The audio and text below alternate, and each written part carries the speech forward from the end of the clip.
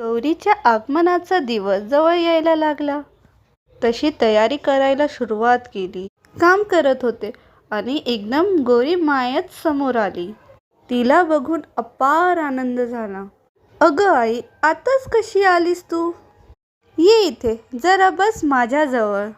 तुझ्याशी जरा बोलायचं आहे."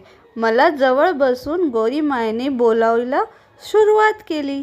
"लेकरास, मला येण्याआधी तयारी सुरुवात केली म्हणून आधीच तुला भेटायला आले मी.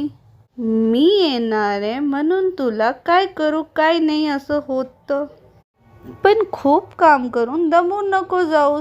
सण साजरा करताना त्यातला आनंद घ्यायचा शिक.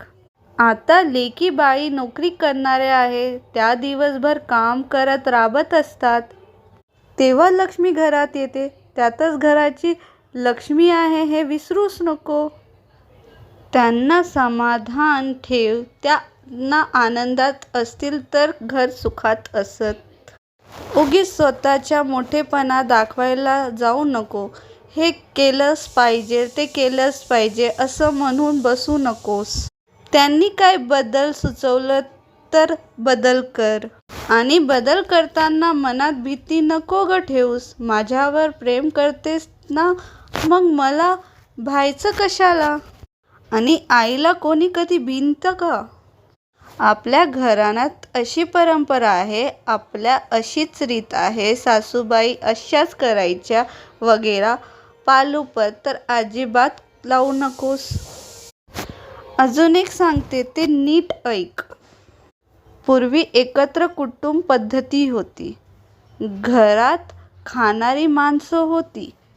आता तसे नाही हे लक्षात घे. माझ्यासाठी हे करतेस ना, तर मग माझ्या मनाला एक खरं सांगू, मला हे काही नको असतं ग. आल्या दिवशी तू केलेल्या भाजी भाकरीवर मी तृप्त असते बघ.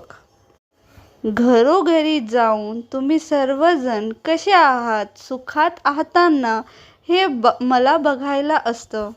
तुमच्याशी बोलायचं असतं. मायेनी प्रेमाने त्या ओढीने मी येत असते ग. घडीभर माझ्याजवळ नुसती बसत जा. मनातलं सांगत जा. मलाही तुझ्याकडे प्रेमाने बघायला असतं. सजावटीच्या गडबडीत तुझा पहिला दिवस जातो. दुसऱ्या दिवशी जेवणाची गडबडी हो आणि जेवणाच आता मी सांगते तसंच कर. करायलाच हवात म्हणून भाज्या, कोशिंबीर, भजी, वडे, 5 गोड पदार्थ, 4 भाताचे प्रकार सगळे करते. संपत नाही ग काहीही. तुझं हे सगळं होईपर्यंत घरातले सगळे भुकेजून जातात. 2-2 वाजेपर्यंत तुझा स्वयंपाक चालूच असतो. त्याचा पण विचार कर जरा. इतकं करतेस ते संपत नाही. मग राहिलेल्या अन्नाचं काय करतेस ते आठव बरं. हे योग्य आहे का? शेतकरी बिचारे राब राबतो, त्या अन्नाचा आदर कर. संपेल इतकंच कर. 4 पदार्थ कमी केले म्हणून बाळा मी तुझ्यावर रागवेन का ग कधी? मला ओळखतेस ना तू. मग आता शहाणी हो.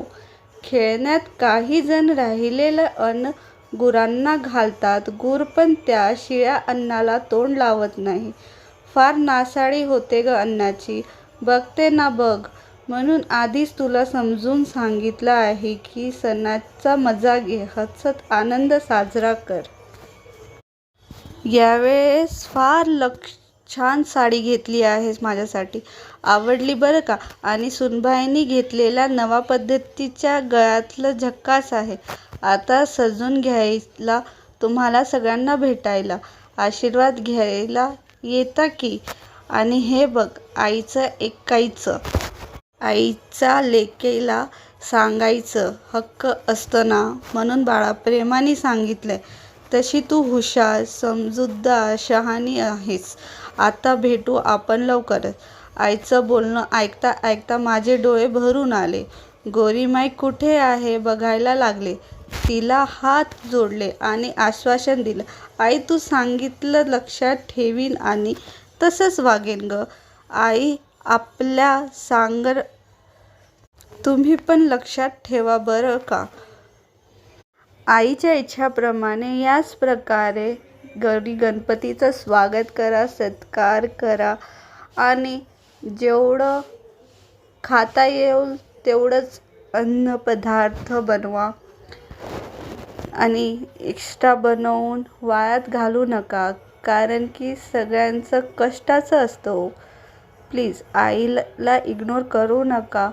जसं जसं आईने सांगितलं आहे त्याच हिशोबाने गौरी गणपतीचं स्वागत करा आणि सगळ्यांची गणपती तर चांगली जातच असेल तर प्लीज चॅनलला लाईक करा, शेअर करा, सबस्क्राईब करा. आणि मी डिसाईड केलं आहे की हळूहळू मी आपले जे मनात आहे ते सगळं तुम्हाला सांगेल आणि